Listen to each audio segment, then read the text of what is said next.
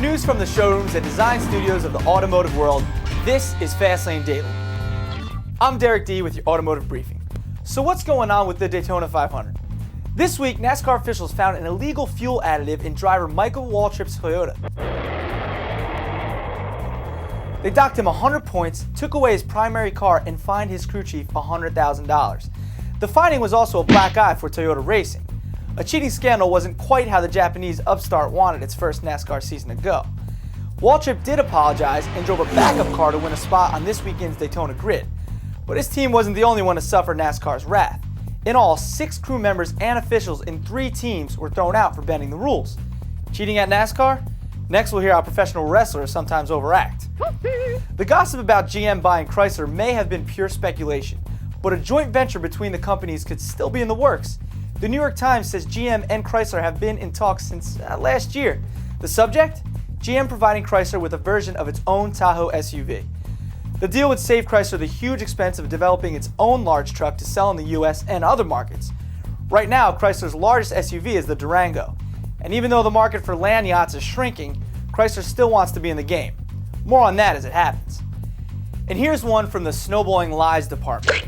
A man in San Rafael, California reportedly faked his own kidnapping.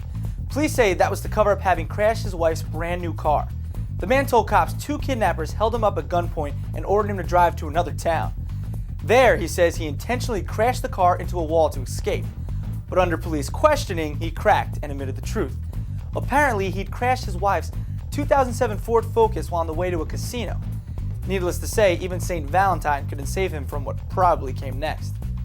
Next up, the internet rumor mill, right after this.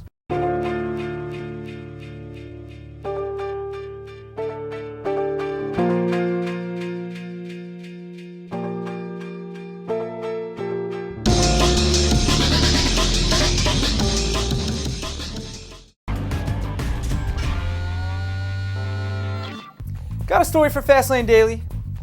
Or even a hot tip, a rumor, a forum flame war? We want to know about it. Give us a call at 213-291-1883 or tips@FastLaneDaily.com. What's the latest from the digital dugout? Among gossip traders, BMW's secret family wagon is already old news. Insiders say it's based on the 5 Series and may be called the X6 or even the F6. It'll be large enough to compete with the Mercedes R-Class and also sporty enough to be an ultimate driving machine. But Motor Trend reports BMW is considering an even smaller model. This one built on the 3 Series platform. Like its larger sibling, the F3 would have 5 doors and room for 5 passengers. But Motor Trend says BMW has yet to approve the project as more than a design study.